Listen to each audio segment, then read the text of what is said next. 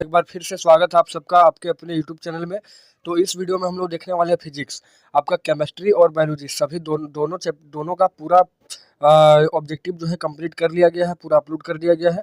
अब हम लोग फिजिक्स देखने वाले। फिजिक्स में आपको 4 चैप्टर है, जिसमें से इस वीडियो में हम लोग कोशिश करेंगे कि पूरा 2 चैप्टर को निपटा दें। ठीक है, 2 चैप्टर यानी कि प्रकाश का परावर्तन अपवर्तन और एक और जो मानो ने तो रंग बिरंगा संसार है, उसके जितने भी इंपॉर्टेंट ऑब्जेक्टिव है सारे हम लोग देखने वाले हैं। तो चलिए सेशन को हम लोग स्टार्ट करते हैं ज़्यादा देर ना करते हुए। पहला सवाल आपसे पूछा जा रहा है कि साइड मिरर के रूप में किसका उपयोग होता है। तो साइड मिरर में जो होता है उत्तल लेंस का होता है। उत्तल लेंस का होता है, लेंस का बात किया जा रहा है तो उत्तल लेंस का होता है साइड मिरर के रूप में। अगर दर्पण का बात किया होता तो फिर अवतल दर्पण होता। तो यहाँ पर साइड मिरर के रूप में जो है उत्तल लेंस का प्रयोग किया गया। आगे है सोलर कुकर में व्यवहार किया जाता है किसका। तो सोलर कुकर में जो है अवतल दर्पण का व्यवहार किया जाता है। सोलर कुकर में अवतल दर्पण का, साइड मिरर के रूप में जो है उत्तल लेंस का। ठीक है, आगे है किस दर्पण में किस दर्पण में केवल आभासी यानी कि काल्पनिक प्रतिबिंब बनता है। तो वो जो होता है समतल और उत्तल। समतल और उत्तल ऐसा होता है जिसमें हमेशा जो है केवल आभासी और काल्पनिक प्रतिबिंब बनता है, आभासी प्रतिबिंब ही बनता है। आगे है प्रकाश के परावर्तन के कितने नियम हैं। तो प्रकाश के परावर्तन के 2 नियम होते हैं। फिर नेक्स्ट है किस दर्पण में बड़ा प्रतिबिंब बनता है। तो अवतल दर्पण जो होता है वो बड़ा प्रतिबिंब को दिखाता है। आगे है गोलीय दर्पण में फोकसांतर और वक्रता त्रिज्या ने एफ और आर में क्या संबंध है। तो एफ बराबर होता है r/2। एफ बराबर होता है r/2, नहीं तो फिर r बराबर पूछ देगा तो 2f हो जाएगा। ठीक है, r बराबर 2f, नहीं तो फिर f बराबर r/2, यानी कि ऑप्शन नंबर सी हो जाएगा। फिर आगे है परावर्तन के नियम से निर्धारित क्या होता है। तो परावर्तन का नियम में होता है आपतन कोण बराबर परावर्तन कोण। ऑप्शन नंबर आपका 1 हो जाएगा, आपतन कोण बराबर परावर्तन कोण। नेक्स्ट है हवा में यानी कि वायु में निर्वात में प्रकाश की चाल यानी हवा में प्रकाश की चाल कितनी होती है। तो निर्वात में, ठीक है, तो 3 × 10⁸ मीटर/सेकेंड होता है। आगे प्रकाश तरंग जो है वो उदाहरण है। तो प्रकाश तरंग किसका उदाहरण है। तो विद्युत चुंबकीय तरंग का। प्रकाश तरंग जो होता है विद्युत चुंबकीय तरंग का उदाहरण है। नेक्स्ट है दंत विशेषज्ञ जो है वो किस दर्पण का उपयोग मरीज के दांतों को बड़ा देखने में करता है। तो अवतल दर्पण का। नेक्स्ट आगे है कि निम्नलिखित में से कौन उत्तल दर्पण की फोकस दूरी है जिसकी वक्रता त्रिज्या 32 सेंटीमीटर है। उत्तल दर्पण की फोकस दूरी क्या होगी। तो 32 दिया है तो पक्का है कि 16 होगा। ठीक है, उसका आधा होगा। आगे है कि नई कार्तीय चिन्ह परिपाटी के अनुसार दर्पण के सामने रखे बिंब की बिंब दूरी ली जाती है। तो देखिए कार्तीय पद्धति आपको हम बताए थे इसके पिछले चैप्टर में पूरा डिटेल में कि उसमें अगर कार्तीय पद्धति ये होता है, यहाँ पर अब ध्रुव हुआ तो साइड में अगर बाएं तरफ लेंगे तो वो हमेशा क्या आएगा, ऋणात्मक आएगा। वैसे बिंब की दूरी जो होती है वो हमेशा क्या होती है, माइनस में होती है। नेक्स्ट है निम्नलिखित में से किस दर्पण की फोकस दूरी धनात्मक होती है। तो उत्तल दर्पण की फोकस दूरी जो है धनात्मक होती है, जबकि अवतल की नेगेटिव होती है, माइनस में। नेक्स्ट है प्रकाश की किरणें गमन करती है तो हमेशा सीधी रेखा में गमन करती है या सरल रेखा में। नेक्स्ट है दाढ़ी बनाने में कौन सा दर्पण उपयुक्त होता है। तो दाढ़ी बनाने में अवतल दर्पण जो है उपयुक्त होता है, अवतल दर्पण।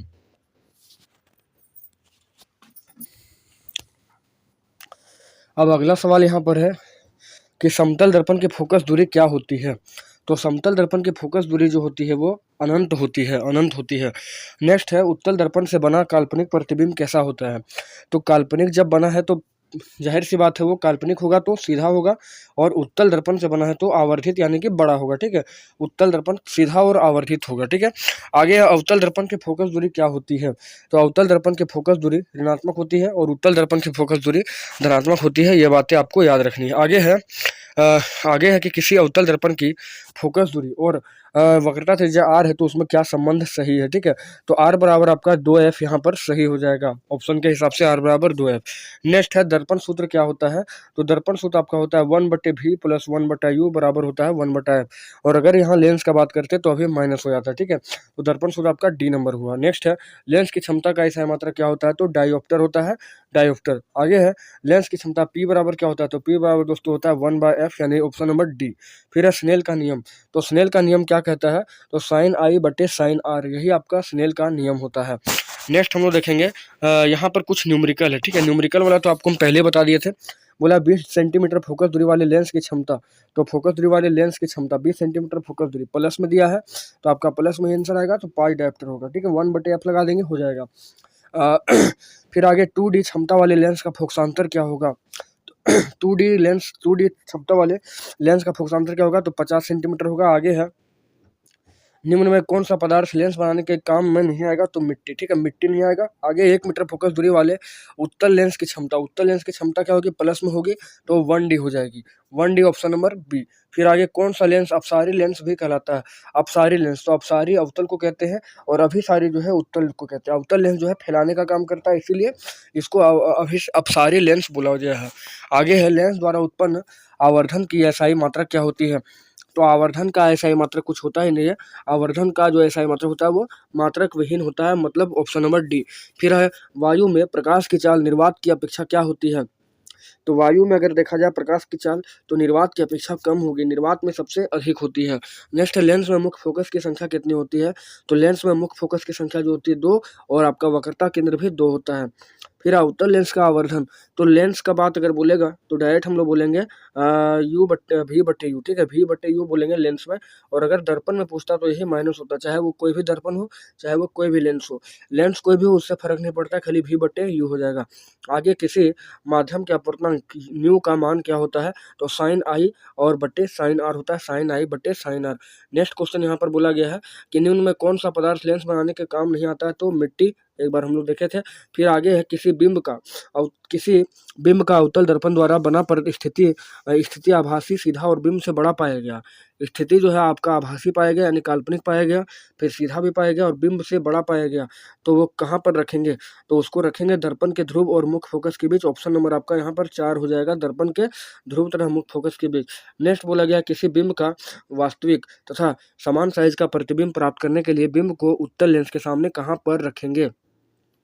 किसी बिंब का वास्तविक तथा समान साइज का प्रतिबिंब प्राप्त करने के लिए बिंब को उत्तल लेंस के सामने कहाँ पर रखेंगे? तो वो रखेंगे फोकस दूरी के दुगनी पर, फोकस दूरी के दुगनी पर। नेक्स्ट आगे सवाल देखेंगे, बोला गया है कि कोई किसी गोलीय दर्पण तथा किसी पतले गोलीय लेंस दोनों की फोकस दूरी 15 सेंटीमीटर, दोनों की 15 दिया हुआ है, ठीक है। तो दर्पण तथा लेंस क्या है? तो दर्पण तो आपका फाइनली है कि उत्तल होगा और लेंस भी क्या होगा? उत्तल, क्योंकि दोनों का फोकस दूरी क्या होता है? प्लस में होता है, इसलिए दोनों उत्तल हो जाएगा। फिर अगला सवाल यहाँ पर है, अगला सवाल है किसी दर्पण से आप चाहे कितनी ही दूरी पर खड़े हो, आपका प्रतिबिंब सदैव सीधा बनेगा। संभवतः दर्पण क्या होगा? तो या तो दर्पण समतल होगा या दर्पण आपका उत्तल हो जाएगा, समतल या तो फिर उत्तल। ऑप्शन नंबर आपका 4 हो जाएगा। फिर आगे है कि किसी शब्दकोश में पाए गए छोटे अक्षरों को पढ़ते समय आप निम्न में कौन सा लेंस पसंद करेंगे? तो छोटे अक्षर हमको पढ़ने हैं तो कौन सा लेंस हम लोग पसंद करेंगे? तो 5 सेंटीमीटर फोकस दूरी का एक उत्तल लेंस हम लोग चाहेंगे, 5 सेंटीमीटर फोकस दूरी का एक उत्तल लेंस चाहेंगे। आगे किसी गोलीय दर्पण की फोकस दूरी उसकी वक्रता त्रिज्या की क्या होती है? तो गोलीय दर्पण की फोकस दूरी उसकी वक्रता की आधी होती है। अगर वक्रता फोकस दूरी का पूछता तो दोगुना हो जाता। फिर आगे है गोलीय दर्पण की फोकस दूरी वक्रता त्रिज्या में क्या संबंध है? तो या तो r बराबर 2f होता है या f बराबर r/2 होता है। ऑप्शन नंबर आपका 1 हो जाएगा, r बराबर 2f। नेक्स्ट क्वेश्चन है कि एक गोलीय दर्पण की वक्रता त्रिज्या 32 सेंटीमीटर है, तो उसकी फोकस दूरी क्या होगी? दर्पण की वक्रता r बराबर पूछा है, हमको 32 दिया, ठीक है, तो हमको चाहिए f बराबर क्या होता है? r/2 होता है, तो 32/2 लगा देंगे, 16 सेंटीमीटर हो जाएगा। नेक्स्ट है उत्तल दर्पण द्वारा बना प्रतिबिंब क्या होता है? हमेशा सीधा बनता है, क्योंकि ये हमेशा काल्पनिक बनता है इसलिए। आगे है लेंस की क्षमता का एसआई मात्रक, तो हम लोग देखे थे डायोप्टर होता है। उसके बाद आगे है वाहनों के पश्च दृश्य यानी पीछे के दृश्य को देखने के लिए हम लोग किसका प्रयोग करते हैं? तो उत्तल दर्पण का प्रयोग करते हैं, उत्तल दर्पण का ऑप्शन नंबर 2। आगे है वाहनों के अग्रदीप में, अग्रदीप मतलब आगे वाला देखने के लिए, वाहनों के अग्रदीप में किसका प्रयोग करते हैं? अवतल दर्पण का। आगे है सोलर कुकर में, तो सोलर कुकर में भी अवतल दर्पण का प्रयोग किया जाता है। नेक्स्ट है लेंस की क्षमता और उसकी फोकस दूरी में क्या संबंध होता है? लेंस की क्षमता और उसकी फोकस दूरी में क्या संबंध होती है? तो P बराबर आपका होता है 1/f, P बराबर होता है 1/f, यानी कि ऑप्शन नंबर आपका 1 हो जाएगा। नेक्स्ट क्वेश्चन है प्रकाश की किरणें गमन करती है, प्रकाश की किरणें हमेशा सीधी रेखा में गमन करती है। फिर प्रकाश की परावर्तन के कितने नियम हैं? तो प्रकाश के परावर्तन के जो है कुल 2 नियम होते हैं। आगे है प्रकाश के परावर्तन के अनुसार क्या होता है? तो परावर्तन कोण बराबर अपवर्तन कोण, यानी आपतन कोण बराबर परावर्तन कोण, आपतन कोण बराबर परावर्तन कोण होता है। नेक्स्ट है यदि आपतन कोण का मान 60 है तो परावर्तन कोण का मान भी कितना होगा, तो 60 ऑप्शन नंबर 3 हो जाएगा, क्योंकि दोनों कोण आपस में बराबर होता है। फिर है परावर्तन के नियम लागू होते हैं कहाँ पर, तो केवल समतल दर्पण पर, या केवल अवतल दर्पण पर, या केवल उत्तल दर्पण पर, या सभी परावर्तक पृष्ठ पर। तो परावर्तन के नियम जो है सभी परावर्तक पृष्ठ पर लागू होते हैं। नेक्स्ट है समतल दर्पण द्वारा बना प्रतिबिंब क्या होता है, तो समतल दर्पण द्वारा बना प्रतिबिंब जो है काल्पनिक होता है और उत्तल दर्पण से भी काल्पनिक ही बनता है।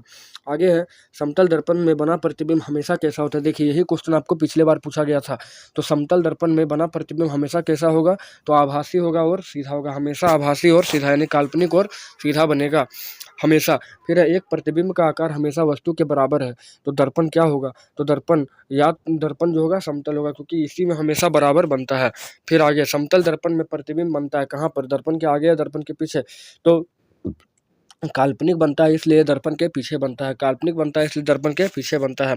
आगे काल्पनिक प्रतिबिंब कैसा होता है, तो काल्पनिक सीधा होता है और वास्तविक जो होता है वो उल्टा होता है। आगे है एक लड़का समतल दर्पण के सामने 100 सेंटीमीटर की दूरी पर खड़ा है, लड़के और प्रतिबिंब की दूरी कितनी होगी, तो बस जस्ट इसका हम लोग डबल करेंगे, ठीक है, और ये 200 सेंटीमीटर हो जाएगा, क्योंकि मान के चलिए कि समतल दर्पण इधर खड़ा है, इधर बनेगा आपका दर्पण के पीछे बनेगा 100 इधर खड़ा है तो 100 उधर बनेगा, तो ये कुल मिलाकर 200 सेंटीमीटर हो जाएगा। नेक्स्ट है गोलीय दर्पण जिसका परावर्तक पृष्ठ अंदर की ओर वक्रित हो, उसको क्या बोलते हैं, तो अंदर की ओर धंसा हो, इसका मतलब कि वो क्या होगा उत्तल, और वो बाहर की ओर धंसा हो तो उसको बोलेंगे, वो मतलब उभरा हो तो उसको बोलेंगे उत्तल। ऊ से उभरा और ऊ से उत्तल आप याद रखेंगे। फिर आगे है गोलीय दर्पण के ज्यामितिक केंद्र यानी कि बीच वाले बिंदु को क्या बोलते हैं, तो गोलीय दर्पण ऐसा होता है, इसका बीच में जो होता है वो पी होता है, यानी कि ध्रुव होता है, उसे पोल कहते हैं यानी कि ध्रुव कहते हैं। फिर अगला सवाल यहाँ पर है कि ध्रुव और वक्रता केंद्र को मिलाने वाली रेखा को क्या कहते हैं, तो ध्रुव और वक्रता यानी पी और सी को मिलाने वाली रेखा को आप मुख्य अक्ष कहा जाता है, मुख्य अक्ष, या तो फिर इसका नाम पड़ेगा प्रधान अक्ष। आगे है कि गोलीय दर्पण जिस खोखले गोले का भाग होता है उसके केंद्र को दर्पण का क्या बोलते हैं, तो केंद्र को वक्रता केंद्र कहा जाता है। जैसे गोलीय दर्पण इस तरह रहेगा इसका खोखला भाग, तो यहाँ जो होगा वो वक्रता केंद्र होगा। आगे है गोलीय दर्पण में पी और सी के बीच की दूरी, पी और सी, तो पी और सी को मिलाने वाला पी और सी के बीच की दूरी बोला है ना, मतलब कि यहाँ पी और यहाँ आपका सी, तो इसके बीच का दूरी क्या होता है, तो वक्रता त्रिज्या ही होता है, इसके बीच का दूरी वक्रता त्रिज्या होता है। आगे गोलीय दर्पण में ध्रुव और वक्रता केंद्र से होकर गुजरने वाली सरल रेखा क्या होती है, तो ध्रुव और वक्रता केंद्र से गुजरने वाली सरल रेखा जो होती है उसे मुख्य अक्ष कहा जाता है। आगे गोलीय दर्पण के ध्रुव और वक्रता केंद्र के बीच की दूरी का मध्य बिंदु क्या कहलाता है, तो उसे ध्रुव और वक्रता केंद्र के बीच का दूरी, ठीक है, ध्रुव यहाँ रहेगा और सी यहाँ रहेगा, इसके बीच का दूरी जो होता है एफ होता है, तो उसको फोकस कहते हैं। आगे है किसी गोलीय दर्पण का फोकस आभासी हो, किस गोलीय दर्पण का फोकस जो है आभासी होता है, तो उत्तल दर्पण का फोकस जो है काल्पनिक होता है यानी आभासी होता है। आगे गोलीय दर्पण में एफ फोकस दूरी कहलाती है, तो फोकस दूरी क्या कहलाती है, तो पी और एफ के बीच की दूरी को पी और बड़ा है, पी और एफ यानी कि फोकस के बीच का दूरी जो होता है इसको उसी को मतलब पी और बड़े एफ के बीच का दूरी जो होता है उसको फोकस दूरी कहते हैं, ठीक है, अब मतलब फोकस दूरी कहते हैं। आगे है आगे यहाँ पर देखेंगे गोलीय दर्पण की फोकस दूरी उसकी वक्रता त्रिज्या की कितनी होती है, तो फोकस दूरी उसकी वक्रता त्रिज्या की आधी होती है। फिर आगे वक्रता त्रिज्या में एफ और आर में, तो आर बराबर 2f इसका आंसर होगा। फिर आगे बोला गया है किसी गोलीय दर्पण की वक्रता त्रिज्या 50 सेंटीमीटर, फोकस दूरी कितनी होगी, तो आधी हो जाएगी 25 सेंटीमीटर। फिर है एक गोलीय दर्पण की वक्रता त्रिज्या 20 सेंटीमीटर है तो उसकी फोकस दूरी, तो इस बार 40 अच्छा वक्रता त्रिज्या बोला है, फोकस दूरी एफ बराबर होता है r/2, तो 20 दिया है तो जस्ट इसका आधा 10 हो जाएगा। आगे एक गोलीय दर्पण की फोकस दूरी 18 सेंटीमीटर है तो इसकी वक्रता त्रिज्या कितनी होगी, एक गोलीय दर्पण की फोकस दूरी 18 दिया है तो वक्रता त्रिज्या चाहिए, ठीक है, एफ दिया है हमको 18, तो फिर हमको आर चाहिए, आर बराबर कितना हो जाएगा, तो आर बराबर 2f होता है, तो 18 दूना 36 सेंटीमीटर हो जाएगा। नेक्स्ट है उस उत्तल दर्पण की फोकस दूरी क्या होगी जिसकी वक्रता त्रिज्या 32 है, तो 32 आर दिया है तो एफ कितना होगा 16 हो जाएगा, ठीक है, एफ 16 हो जाएगा और उत्तल दर्पण लगा है इसलिए प्लस रहेगा। फिर आगे है एक वस्तु अवतल दर्पण के वक्रता केंद्र पर रखी गई है, वस्तु के प्रतिबिंब की दूरी दर्पण के ध्रुव से कहाँ पर होगी, तो अवतल दर्पण के सी पर अगर रखेंगे, ठीक है, सी पर रखेंगे तो वो 2f के बराबर रहेगा, 2f के बराबर बनेगा। फिर आगे है एक वस्तु अवतल दर्पण के सामने 10 सेंटीमीटर पर रखा गया है जबकि दर्पण की फोकस दूरी 20 सेंटीमीटर है, तो प्रतिबिंब कहाँ पर बनेगा, ठीक है, यहाँ पर आपको ध्यान देने वाली बात है कि एक वस्तु अवतल दर्पण के सामने 10 सेंटीमीटर पर रखा है जबकि दर्पण की फोकस दूरी 20 सेंटीमीटर है, तो प्रतिबिंब जो है वो कहाँ पर बनेगा, तो प्रतिबिंब मतलब आभासी होगा, सीधा होगा और बड़ा होगा। फिर आगे किस गोलीय दर्पण का फोकस वास्तविक होता है, तो वो होता है अवतल का वास्तविक होता है। आगे है अवतल दर्पण में वस्तु एवं उसके बने हुए वास्तविक प्रतिबिंब के बीच की दूरी कितनी होती है, तो 0 होती है। नेक्स्ट है मुख्य अक्ष के समांतर किरणें अवतल दर्पण से परावर्तन के बाद किरणें किस बिंदु से होकर गुजरती है, तो मुख्य अक्ष के समांतर जो किरण आती है अवतल दर्पण से परावर्तन के बाद हमेशा कहाँ से जाती है, फोकस से जाती है। फिर अगला सवाल यहाँ पर बोला गया है कि मुख्य अक्ष के समांतर अवतल दर्पण से परावर्तन के बाद किस कहाँ से गुजरेगी, तो मुख्य अक्ष जब भी मुख्य अक्ष के समांतर आपतित किरण अवतल दर्पण आएगी तो परावर्तन के बाद जो है फोकस से गुजरेगी, ऑप्शन नंबर 3 होगा। नेक्स्ट है मुख्य अक्ष के समांतर आपतित किरण उत्तल दर्पण से परावर्तन के बाद, तो कहाँ पर उत्तल दर्पण में भी वही काम होगा, फोकस से ही जाएगा। आगे है किस दर्पण की फोकस दूरी ऋणात्मक होती है, तो अवतल दर्पण की होती है ऋणात्मक और उत्तल की होती है धनात्मक। आगे है अवतल दर्पण में वस्तु का प्रतिबिंब कहाँ प्रतिबिंब होता है, तो आभासी और वास्तविक यानी काल्पनिक और वास्तविक दोनों बनता है अवतल दर्पण में, और अवतल दर्पण में टोटल 6 टाइप का प्रतिबिंब आपका बनता है। नेक्स्ट है अवतल दर्पण द्वारा बना प्रतिबिंब बराबर और उल्टा होता है। बराबर और उल्टा कब होता है, तो जब सी पर रखते हैं। अवतल दर्पण द्वारा बना प्रतिबिंब बराबर और उल्टा होता है जब सी पर रखा जाता है।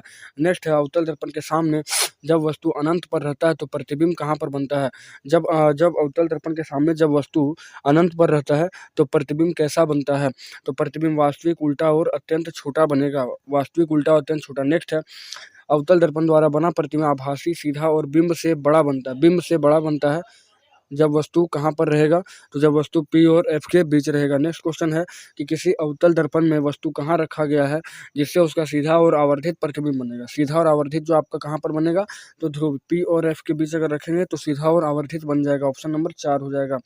आगे अवतल दर्पण द्वारा प्रतिबिंब दर्पण के पीछे तब बनता है जब वस्तु कहाँ रहेगा, तो जब वस्तु P और F के बीच रखेंगे। ठीक है, आप यहाँ किरण आरेख बनावट वाला वीडियो जरूर देख लीजिएगा, वहाँ आपको सारा चीज़ें समझ में आ जाएगा।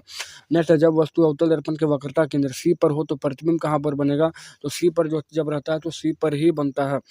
नेक्स्ट है उत्तल दर्पण के सामने वस्तु कहाँ रखने पर प्रतिबिंब दर्पण के पीछे बनेगा, तो उत्तल दर्पण में तो 2 ही प्रतिबिंब बनता है, जिसमें से एक अनंत पर होता है और एक P और F के बीच, तो P और F के बीच हो जाएगा। आगे बोला गया कि किसी दर्पण से वस्तु को कहीं भी रखने से वस्तु के बराबर आकार का सीधा प्रतिबिंब बनता है, तो दर्पण क्या होगा, तो दर्पण आपका समतल हो जाएगा यहाँ पे। नेक्स्ट है कौन दर्पण आभासी सीधा और छोटा प्रतिबिंब बनाता है, तो उत्तल दर्पण आभासी बनाता है, सीधा और छोटा बनाता है। नेक्स्ट है किस दर्पण द्वारा वस्तु का प्रतिबिंब बड़ा बनता है, तो बड़ा जो है उत्तल दर्पण बनाता है, बड़ा अवतल दर्पण बनाता है। नेक्स्ट है वह दर्पण जो वस्तु का प्रतिबिंब सीधा और आवर्धित बनाता है, तो वो भी क्या होगा, अवतल होगा। नेक्स्ट क्वेश्चन यह है कि किस दर्पण द्वारा वस्तु का प्रतिबिंब हमेशा आभासी और छोटा बनता है, आभासी और छोटा हमेशा बनेगा तो उत्तल दर्पण में। नेक्स्ट है किस दर्पण द्वारा वस्तु का प्रतिबिंब भासी और आवर्धित बनता है, तो ये अवतल दर्पण में होगा, अवतल दर्पण में। आगे बोला गया किस दर्पण द्वारा वस्तु का प्रतिबिंब सदैव आभासी और वस्तु के बराबर बनेगा, तो यह समतल दर्पण में होगा, आभासी और वस्तु के बराबर। नेक्स्ट है किस दर्पण द्वारा वस्तु का वास्तविक प्रतिबिंब बनता है, तो समतल दर्पण या अवतल दर्पण, तो अवतल दर्पण होता है, क्योंकि समतल और उत्तल क्या बनाता है, काल्पनिक बनाता है यानी आभासी बनाता है। आगे किसी दर्पण के सामने आप चाहे जितनी दूरी पर खड़े हो आपका प्रतिबिंब सीधा ही बनता है, संभवतः दर्पण क्या होगा, तो समतल भी होगा और उत्तल भी होगा, समतल भी होगा और उत्तल भी, यानी कि 1 और 2 दोनों हो जाएगा। आगे किस दर्पण का दृष्टि क्षेत्र विस्तृत होता है, तो दृष्टि क्षेत्र जो है उत्तल दर्पण का, उत्तल दर्पण जो है बड़े चीज़ों को छोटा दिखाता है, इसलिए इसका दृष्टि क्षेत्र बहुत ज़्यादा विस्तृत हो जाता है। आगे मोटर गाड़ी में ड्राइवर के सामने, चालक के सामने कौन सा दर्पण लगा होता है, तो उसको उत्तल बोलेंगे, उत्तल दर्पण। फिर है वाहनों के पथ से दृश्य देखने के लिए, तो इसका भी उत्तल होगा। फिर साइड मिरर में किसका प्रयोग करेंगे, तो साइड मिरर में भी उत्तल दर्पण का प्रयोग किया जाता है। आगे है मोटर गाड़ी के हेडलाइट में यानी अग्रदीप में किसका प्रयोग करेंगे, तो वो अवतल दर्पण होगा। नेक्स्ट है दाढ़ी बनाने यानी हजामती में भी अवतल दर्पण का प्रयोग किया जाता है। आगे चेहरे का बड़ा एवं सीधा प्रतिबिंब देखने के लिए प्रयोग करते हैं किसका, तो अवतल दर्पण का। फिर आगे सेविंग दर्पण के रूप में जब अवतल दर्पण का उपयोग करते हैं तो चेहरे को कहाँ पर रखना होता है, तो दर्पण के ध्रुव और फोकस के बीच। सेविंग का बात किया जाए तो उसमें दर्पण के ध्रुव और फोकस के बीच रखते हैं। नेक्स्ट है दांत विशेषक, तो भी अवतल दर्पण होगा, दंत विशेषक। फिर आगे सोलर कुकर, तो सोलर कुकर में भी अवतल दर्पण का प्रयोग होता है। आगे सौर भट्टियों में किस दर्पण का प्रयोग होता है, तो सौर भट्टियों में भी अवतल दर्पण होगा। फिर है कि कौन सा दर्पण जो हमेशा सीधा और छोटा बनाता है प्रतिबिंब, तो वो उत्तल दर्पण होगा। आगे है कि उत्तल दर्पण में वस्तु का प्रतिबिंब हमेशा कैसा बनता है? तो हमेशा जो बनता है काल्पनिक यानी आभासी, फिर सीधा और छोटा, आभासी सीधा और छोटा। आगे कार्तीय चिन्ह परिपाटी में गोलीय दर्पण में सभी दूरियां कहाँ से मापी जाती है? तो दर्पण के ध्रुव से मापी जाती है। फिर दर्पण पर प्रकाश किरण किधर से आपतित होता है? तो बाईं ओर से प्रकाश किरण आता है। नेक्स्ट गोलीय दर्पण के ध्रुव से बाईं ओर मापी गई दूरियां क्या होती है? देखिए बाईं ओर मापी गई दूरियां क्या होती है? ऋणात्मक होती है, और दाईं ओर नापी गई दूरियां धनात्मक होती है। नेक्स्ट है गोलीय दर्पण के ध्रुव से दाईं ओर मापी गई दूरियां क्या होगी? धनात्मक हो जाएगी। आगे है मुख अक्ष के लंबवत ऊपर की ओर मापी गई दूरियां, अगर ऊपर मापे हैं तो धनात्मक होगा और नीचे मापे हैं तो ऋणात्मक हो जाएगा। ये चिन्ह परिपाटी से सवाल। आगे है दर्पण सूत्र, ठीक है। दर्पण सूत्र कौन सा होगा? तो 1/v प्लस 1/u बराबर 1/f, ऑप्शन नंबर 4। फिर आगे अवतल दर्पण की फोकस दूरी क्या होती है? तो ऋणात्मक, और उत्तल दर्पण की फोकस दूरी क्या होती है? तो धनात्मक होती है। आगे बोला गया कि एक अवतल दर्पण की फोकस दूरी 15 सेंटीमीटर है और दर्पण से वस्तु की दूरी 25 सेंटीमीटर है, तो दर्पण द्वारा बने प्रतिबिंब की दूरी क्या होगी? तो ये हो जाएगा -37.5 सेंटीमीटर, क्योंकि अवतल दर्पण है तो फोकस आपका माइनस में होगा और 37.5 हो जाएगा। नेक्स्ट गोलीय दर्पण में आवर्धन क्या होता है? तो आवर्धन होता है प्रतिबिंब की ऊंचाई बटे बिंब की ऊंचाई, यानी कि ऑप्शन नंबर यानी कि H' होता है बराबर m, यानी मैग्निफिकेशन। यानी कि दर्पण का बात करेंगे तो -v/u आ जाएगा इसका फॉर्मूला, और यहाँ पे दर्पण सूत्र, यहाँ पे आवर्धन क्या हो जाएगा? प्रतिबिंब की ऊंचाई बटे बिंब की ऊंचाई। आगे है गोलीय दर्पण में आवर्धन का मान धनात्मक अगर होता है तो क्या होता है? धनात्मक अगर होगा तो प्रतिबिंब आभासी बनेगा, और अगर यहाँ पे ऋणात्मक आता है तो वास्तविक बनेगा। फिर आगे है एक गोलीय दर्पण द्वारा बने प्रतिबिंब का आवर्धन ऋणात्मक है तो प्राप्त प्रतिबिंब कैसा होगा? तो अगर माइनस आया है तो उल्टा बनेगा, और प्लस आया होता तो ये सीधा बनता। फिर गोलीय दर्पण के लिए आवर्धन सूत्र का व्यंजक क्या होता है? तो m बराबर क्या होता है? -v/u होता है, ऑप्शन नंबर आपका 4 हो जाएगा।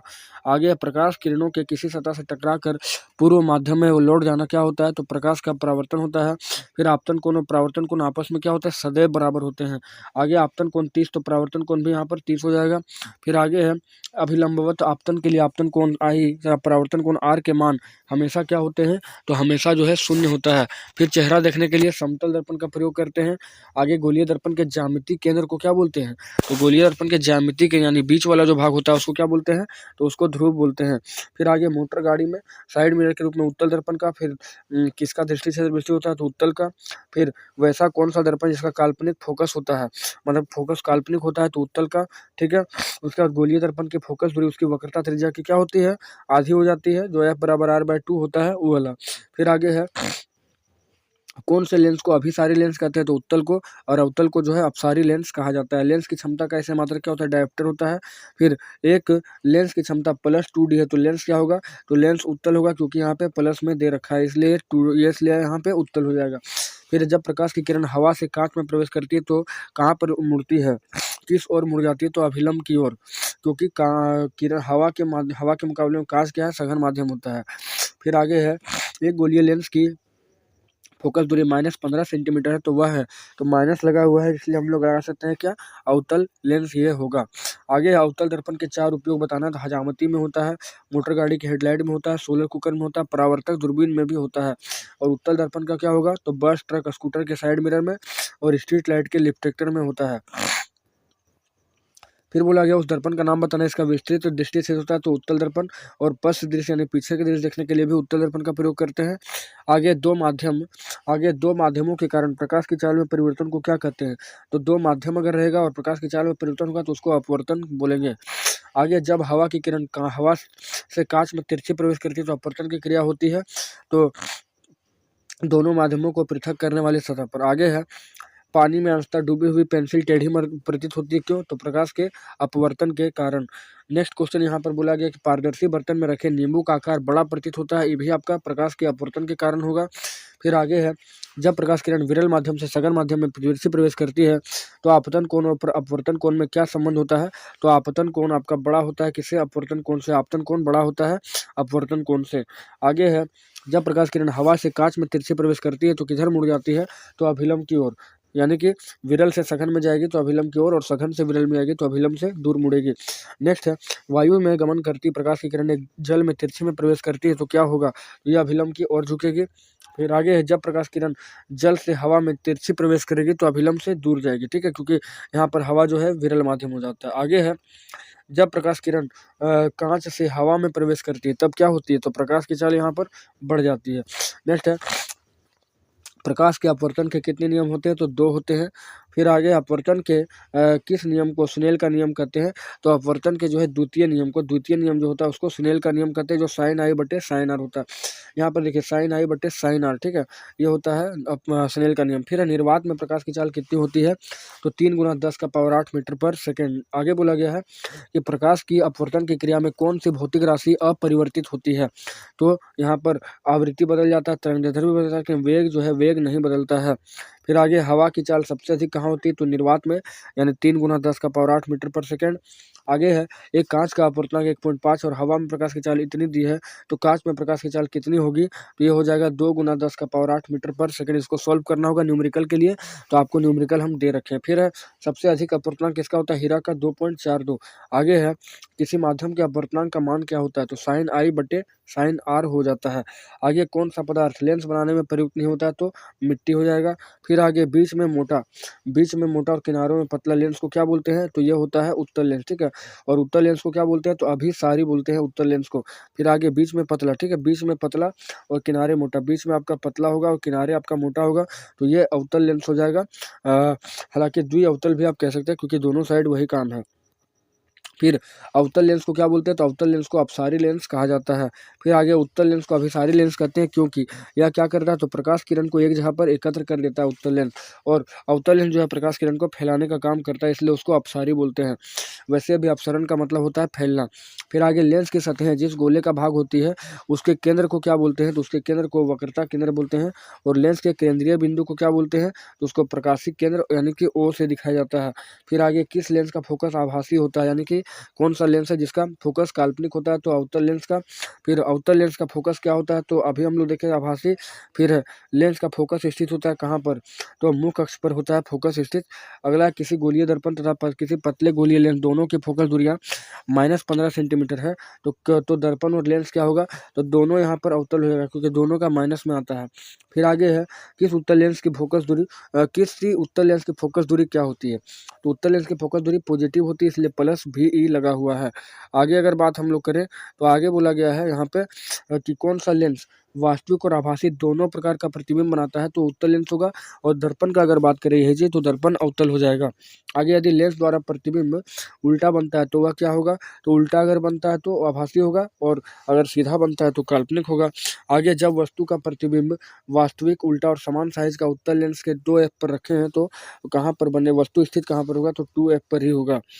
फिर आगे, जब वस्तु उत्तल लेंस के प्रकाश केंद्र के और F के बीच होता है, तो प्रतिबिंब कहाँ पर बनता है, तो प्रतिबिंब कैसा बनता है, तो आभासी, सीधा और बड़ा बनता है। आगे हम लोग देखें अवतल लेंस सदैव कैसा प्रतिबिंब बनाता है, तो अवतल लेंस हमेशा सीधा और छोटा बनाता है। फिर अवतल लेंस के सामने रखी वस्तु का प्रतिबिंब सदैव कैसा होता है, तो आभासी और सीधा होगा। नेक्स्ट बोला गया, बिंब का वास्तविक और समान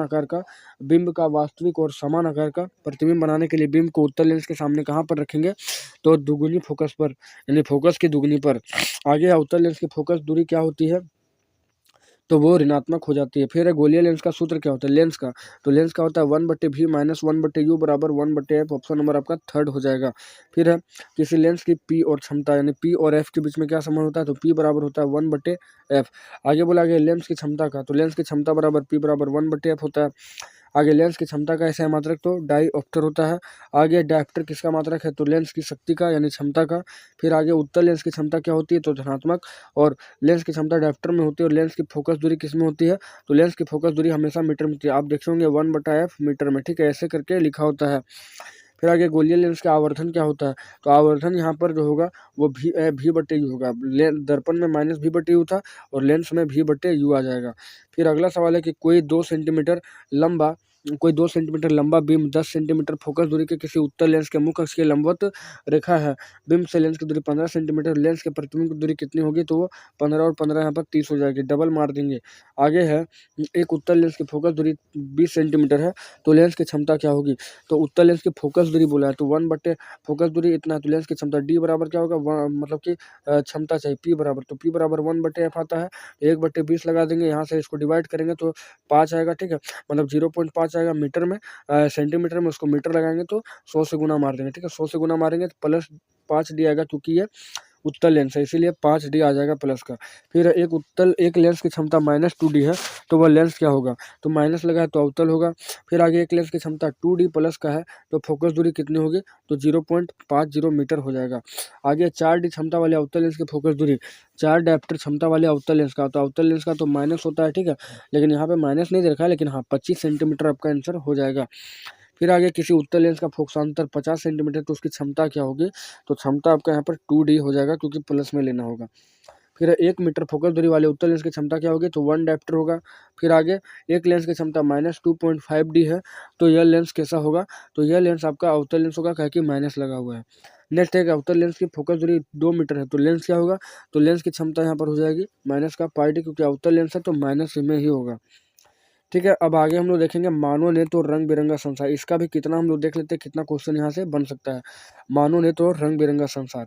तो चलिए देखते हैं, एक प्रिज्म में कितने सतह से घिरा होता है, तो एक प्रिज्म पे आपका 5 सतह से घिरा होता है। फिर खतरे के निशान के रूप में लाल का प्रयोग करते हैं। इंद्रधनुष का भीतरी हिस्सा किस रंग का होता है, तो भीतरी हिस्सा जो होता है बैगनी, यानी सबसे नीचे का हिस्सा बैगनी होता है। फिर मानव नेत्र में किस प्रकार का लेंस होता है, तो उत्तल लेंस के जैसा व्यवहार करता है, जो जिलेटिन नामक पदार्थ से बना होता है। फिर आगे है सामान्य आँख के लिए उसकी समंजन क्षमता कितनी होनी चाहिए, तो 4D। सामान्य आँख के लिए उसकी समंजन क्षमता 4D होनी चाहिए। आगे नेत्र लेंस की फोकस दूरी कम हो जाने पर कौन सा दृष्टि होता है, तो निकट दृष्टि दोष। फिर आगे प्रकाश के किस वर्ण के लिए तरंगदैर्घ्य अधिकतम होता है, तो लाल का तरंगदैर्घ्य सबसे अधिक होता है, और वहीं पर बैगनी का सबसे कम होता है। फिर निकट दृष्टि दोष का उपचार किससे करते हैं, तो निकट दृष्टि दोष का उपचार करते हैं अपसारी यानी कि अवतल लेंस से। आगे है दूरदृष्टि उसका उपचार कैसे करते हैं, तो दूरदृष्टि दोष का उपचार करते हैं अभिसारी यानी कि उत्तल लेंस से।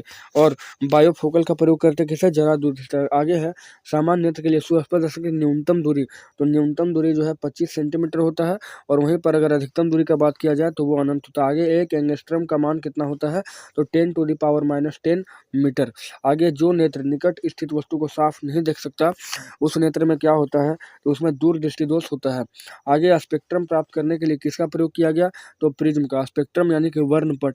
आगे स्पेक्ट्रम में किस रंग का किरण का झुकाव सबसे अधिक हुआ था, तो लाल रंग का झुकाव सबसे झुकाव अधिक हुआ था। आगे है कि मानव नेत्र जिस भाग पर किसी वस्तु का प्रतिबिंब बनाता है उसको क्या बोलते हैं, तो उसे रेटिना या दृष्टिपटल भी कहा जाता है। आगे आँख व्यवहार करता है किसके जैसा, तो उत्तल लेंस की तरह।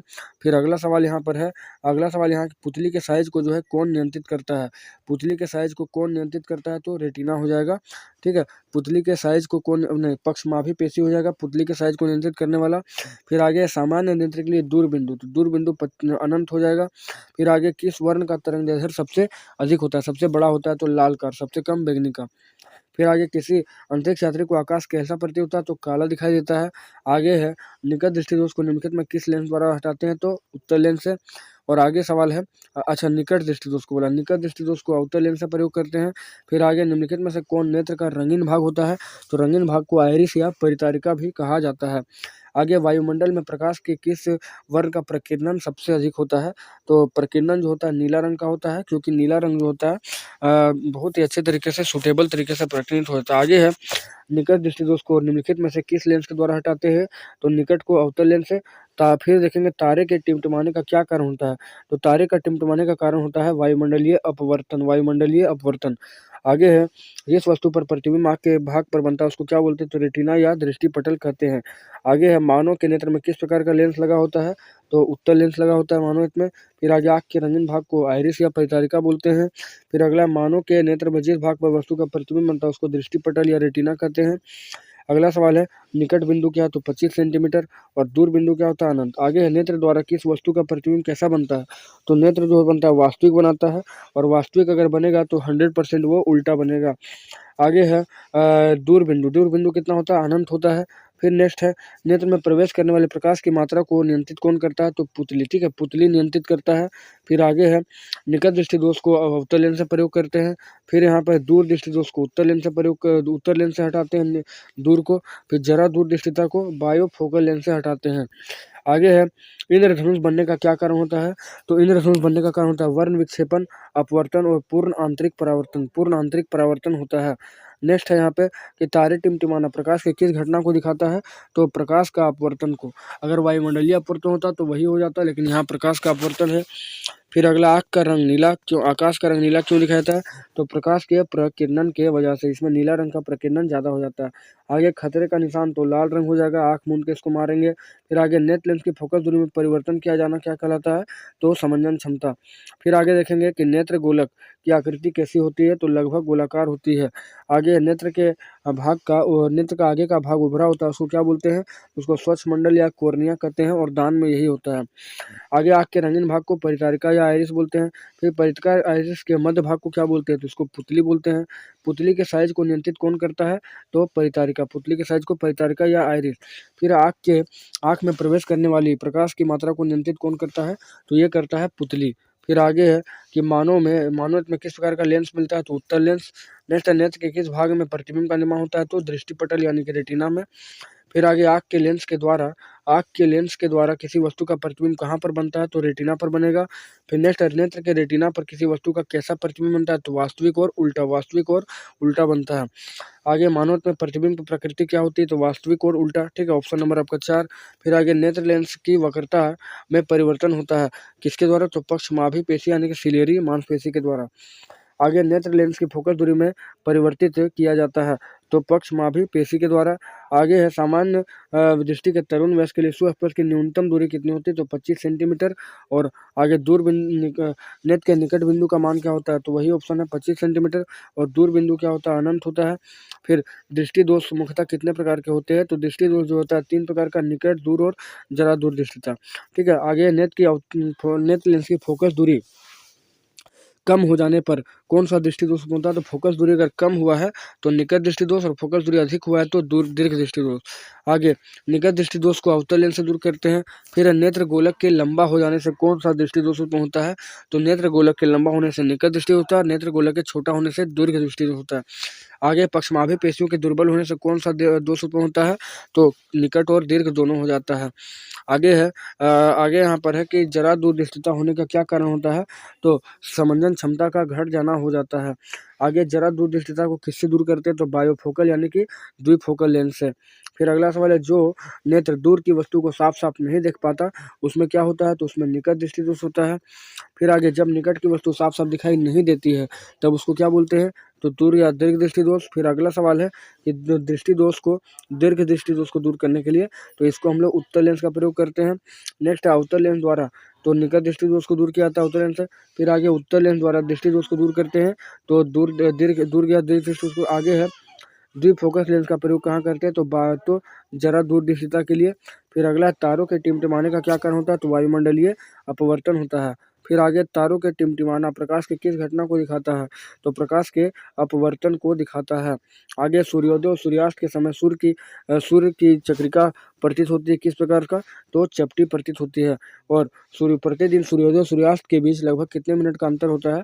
तो ये 4 मिनट का अंतर होता है, यानी सूर्योदय के समय 2 मिनट और सूर्यास्त के समय 2 मिनट। फिर अगला सवाल है कि वायुमंडलीय अपवर्तन के कारण प्रकाश किरण क्या करती है? तो अभिलंब की ओर झुक जाती है। फिर अगला है कि अल्पतम दूरी 25 सेंटीमीटर और दूर बिंदु सामान्य दूरी निकट बिंदु कितनी होती है? 25 सेंटीमीटर। फिर अगला है कि अगला सवाल यहाँ पर कि जब हम नेत्र से किसी वस्तु की दूरी को बढ़ा देते हैं तो नेत्र में प्रतिबिंब की दूरी क्या होती है? तो अपरिवर्तित होती है। फिर अगला है, मानव नेत्र में किस प्रकार का लेंस? उत्तल लेंस। मानव नेत्र में किसी वस्तु का प्रतिबिंब कहाँ पर बनता है? रेटिना पर। और आँख के रंगीन भाग को क्या बोलते हैं? तो आइरिस बोलते हैं। ठीक है, और आंसू निकालने के लिए जिम्मेदार कौन होता है? तो रेक्टाइमल ग्रंथि होता है। तो इस प्रकार हम लोग इस वीडियो में फिजिक्स के 2 चैप्टर यानी कि प्रकाश के परावर्तन अपवर्तन और मानव नेत्र और रंग बिरंगा संसार का मैराथन लेकर आए थे। ये कंप्लीट हो गया। आपको एक वीडियो और मिलेगा, इसमें विद्युत और विद्युत धारा आपको संपन्न किया जाएगा। ठीक है, तो उम्मीद करते हैं इस चैनल से आपको बहुत ज़्यादा मदद मिल रहा होगा। तो चलिए मिलते हैं हम लोग नेक्स्ट वीडियो में।